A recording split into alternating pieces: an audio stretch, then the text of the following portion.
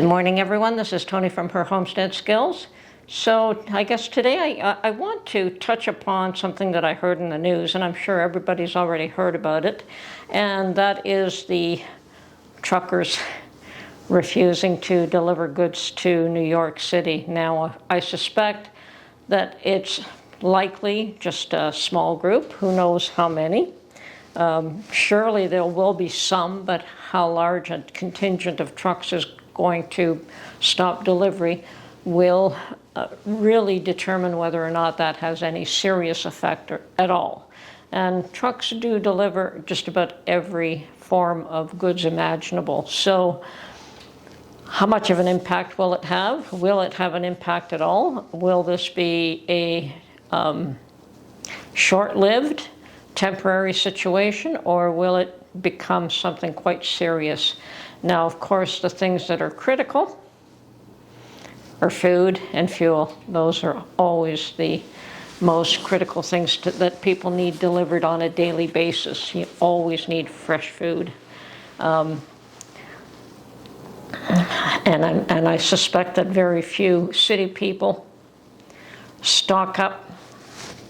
I'm sure there are some, but I suspect on the whole, most city people do not prepare or prep for longer than a week. So if these trucks that are refusing to deliver to New York are mostly delivering food, there's going to be a problem. If they're delivering all kinds of goods and services, you'll see a few empty shelves here and there.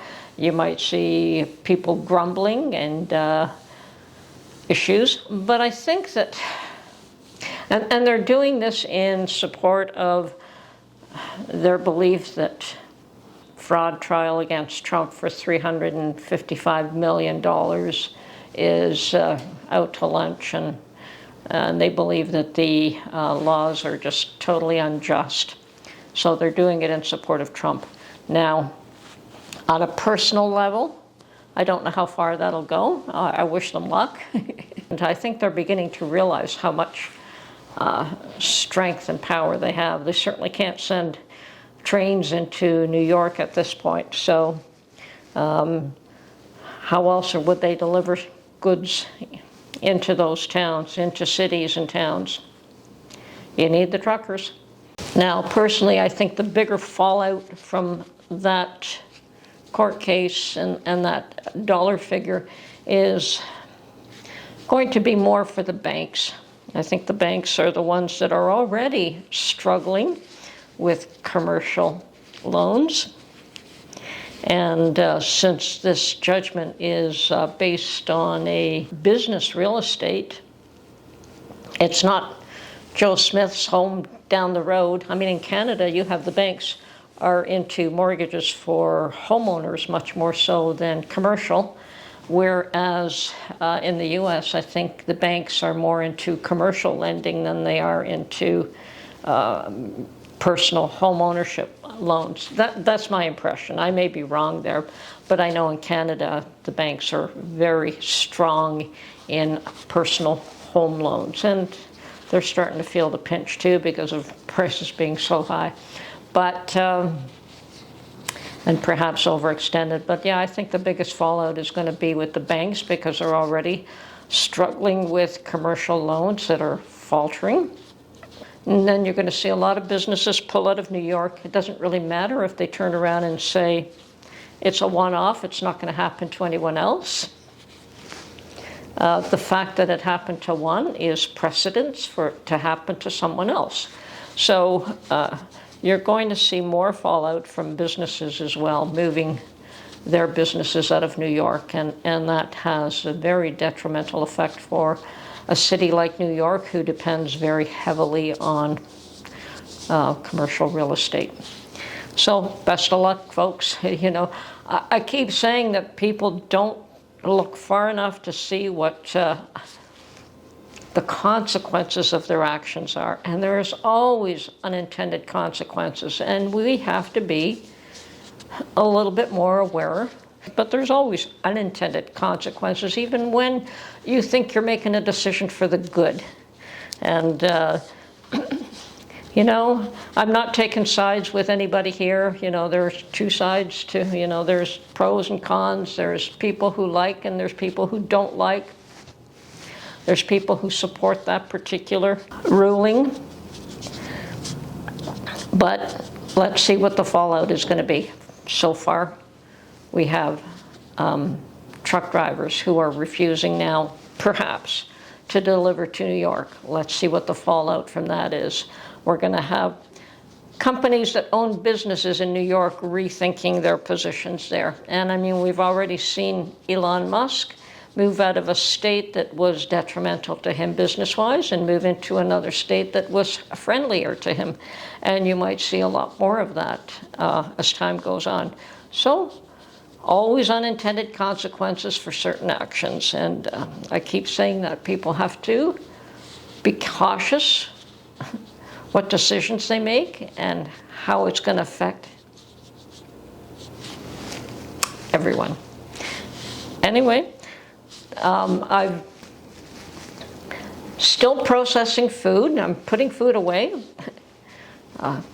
Probably even more important now than ever before. The world is getting crazier, and yes, it being an election year in the U.S., the fallout from all of that is going to become greater as you get closer to the election itself. And I highly recommend you put away as much food as you possibly can right now.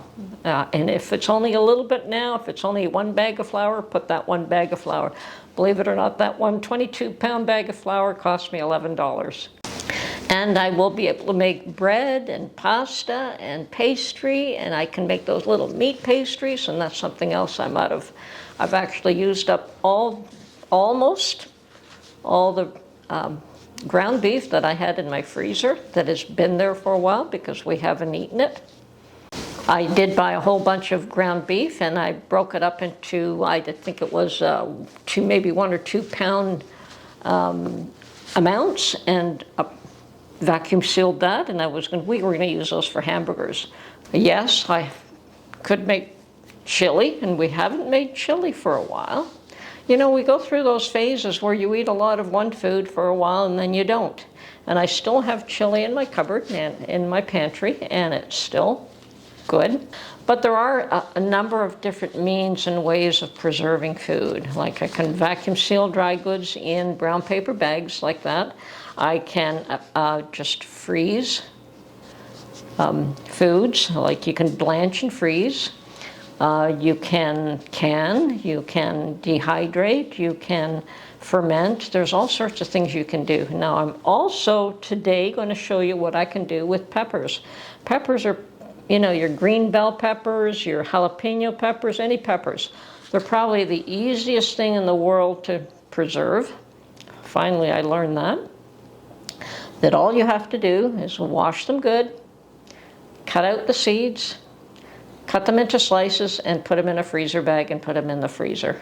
You don't even have to blanch them. So I'm going to go through that process right now because I did pick up a few peppers while I was at the flea market, food court.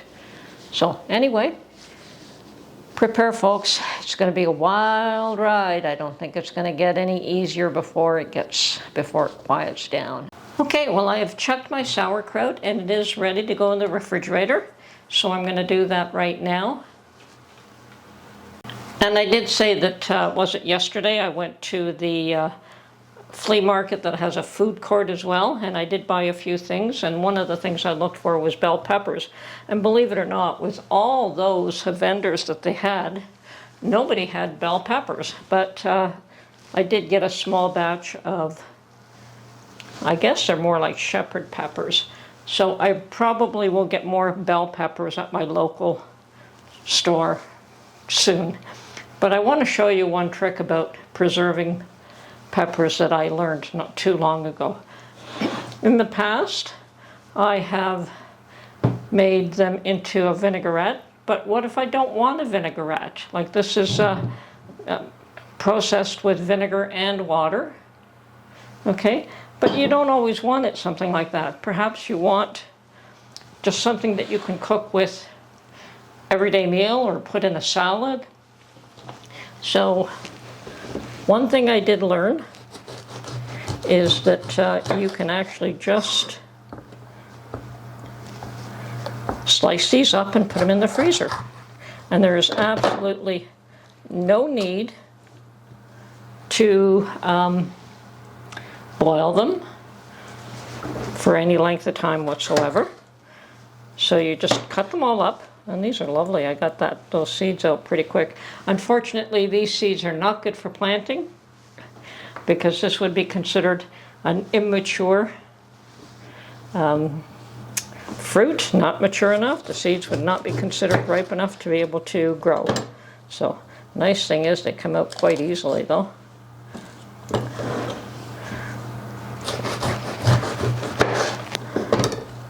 Perfect.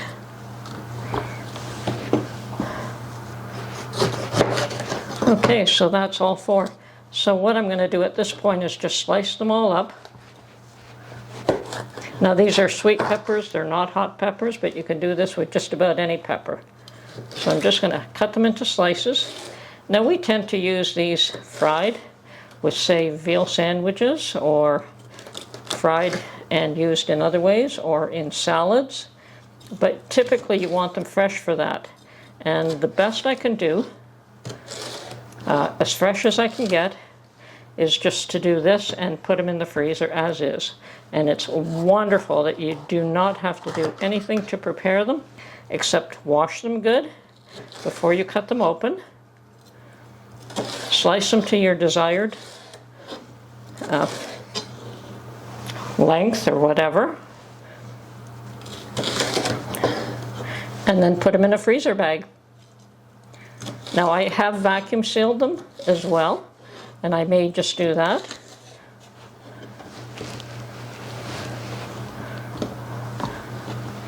And what happens here is that you can just take out whatever you need and use that, and the rest stays reasonably fresh, believe it or not. They are just a little more wilted than totally fresh, but they're absolutely awesome to use even as a fresh pepper after they've been frozen. That is absolutely perfect. Maybe I'll buy more of this kind of pepper. But I was actually surprised that with all those vendors, nobody had bell peppers. Very unusual. They're usually the most common peppers you find anywhere.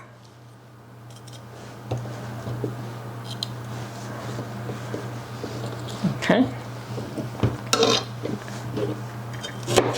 There's really nothing wrong with that.